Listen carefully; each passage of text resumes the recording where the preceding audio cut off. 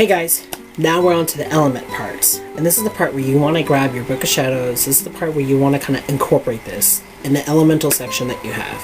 So there's 4 basic elements. We all know this: air, fire, water, earth. And there's the 5th one called Akasha or spirit or higher source. I think that's another word I heard. Anyways, those are the elements that creates us.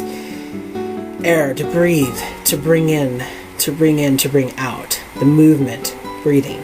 Fire, the warmth of us, the one that we have to stay warm to keep our fire going.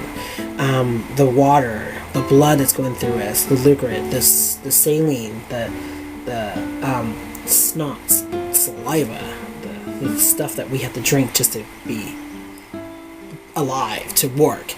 The earth, the bones, the structure, the muscles, the stuff that we use to eat to ground ourselves. There's and spirit, the electricity, the amp in us, the power, the knowledge, everything. All those colliding within us. We all are 5 elements working.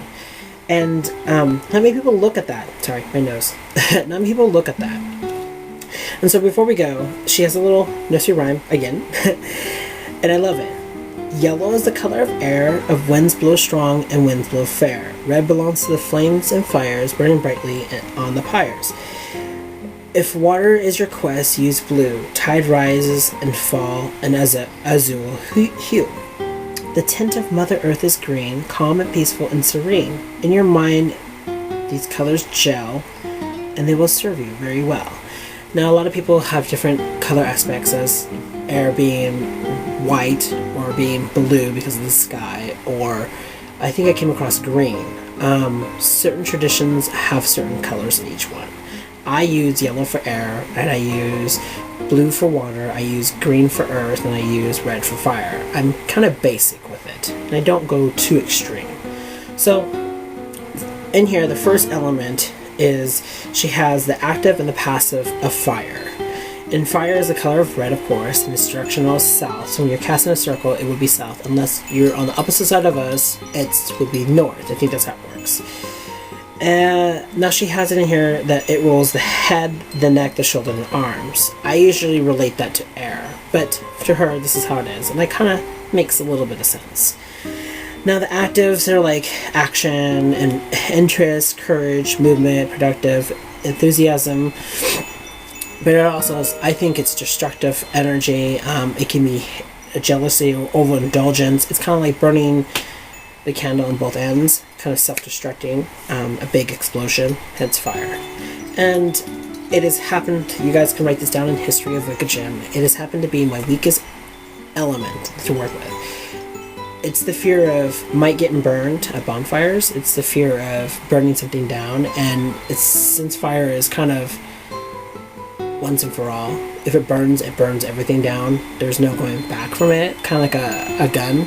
When you shoot a gun, it's kind of like there's no going back from it. You can't take that back. That's where I kind of get, ugh. Here's water.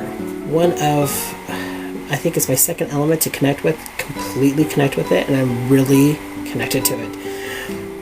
Water is the color of blue, and its directional is west, and this deals with the dorsal part here, and it deals with emotion, where the heart resides, and this deals with your emotions and your love and everything. And I think it's an amazing element. I really like it when it says this force is called the magnetic fluid. It's a female, if you want to get to it, if you want to write this down. This deals with forgiveness, love, devotion, compassion, but it also deals with bitterness, depression, indifferences, selfishness. It can be a negative thing. Water is a really easy element to connect with. It's everywhere around us, and we always have the ability, we always have access to it. Most of us do. We have access to it. Some waters can be dirty, some waters can be crystal clear. Those are just different levels of waters to work with. Now be very cautious about what waters you work with. Some can be toxic, some can actually have certain chemicals into it that you don't really necessarily want to work with or hold or touch or whatnot. That being said, be forewarned of what you do with water. Sometimes certain people's tap water is has chemicals in it and some doesn't. So I always work with bottled waters. I always work with waters that you can get filtered, or I work with my tap water. Here in Oregon, our water is fairly good. If not, I find a stream that's around here, which is only plenty of them, and I usually get it. I stay away from duck water. Duck poop everywhere. Not pretty to work with. Here comes my favorite element, and it's my base element, and it goes with my sun sign, but this is the first element I really worked with completely with no problems. I connected to it as much as it's me. Air. The element is water, or the element is air, sorry. The color is yellow. The directional is east. And this deals with, the active side deals with mobility. This works with communication. This works with movement is really big thing. I think one of those, dexterity, gentleness, playfulness, joy. It's something that's this active. If you look on here on page 22 on the craft book here, you look at the air chart. That is really what my personality trait is in a way. I could be fickling, I could be gossiping, I could be sneakiness, and I could be very weak. Sometimes that weak is a facade of wanting you to part with my side. Here it comes with my negative self, my darker self. It's where I play manipulative skills on people when I feel like I need attention or I want to overcome them. I usually play weak at first, and then like damsel in distress, and then become the worst villain in your life thing. It's a Gemini thing. No one doesn't understand. If you're a Gemini, you don't even understand, because I don't understand. The next element is Earth. It's north. It deals with feet, legs, and bowels. It deals with our stableness. It deals with us that keeps us up, standing, or walking. If we have no capability to walk, it still balances us. Even though we can't use our legs, or even if we don't have legs, that balance is still there. We're still using that power muscle, that power source to hold us up. And if we have no capability of being up, it's still there, no matter what. That earth element is still in you, I think. And this deals with confidence, endurance, stability. This deals with foundations. This deals with stuff. And this is what I usually use during new projects in life. I usually work with earth first, because earth creates the foundation of building that building. I want it to be a stable foundation. You can't build a house full of sticks on a broken foundation, because that stuff will fall down on your face. So you want to work with this. And the balancing the energies, the balance the elements within you is a lot.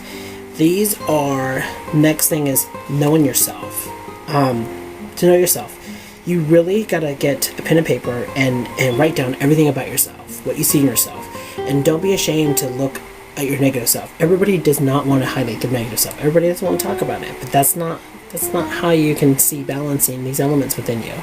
It's not how you see balance within yourself. If you're going to constantly think of positivity, then there's no negativity. Therefore, positivity will be canceled, because there is no dark side, no negativity to make it balance, to make it positivity. That whole goes into my whole aspect of yin and yang kind of thing. But anyways, I wrote a list down on what I feel about myself, and I wrote the elements that kind of relate to certain things.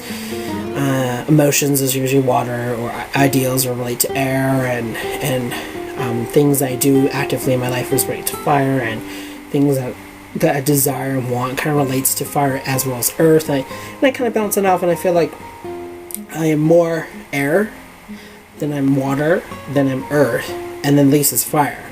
That makes complete sense, because in the beginning of this video I was talking about how fire is my last and hardest element to connect with, and I fear kind of fire in a way. So these are the things you want to kind of work with. We're going to go on to the next video. I'm going to work with it, magical theories of elements, and these are exercise. I want to actually do these exercises singly on a video, and I want to talk about my aftermath of this. So see you guys then, and hopefully you guys are still coming on with me on this whole the craft Dorothy Morrison thing. Till then, guys, let's speak.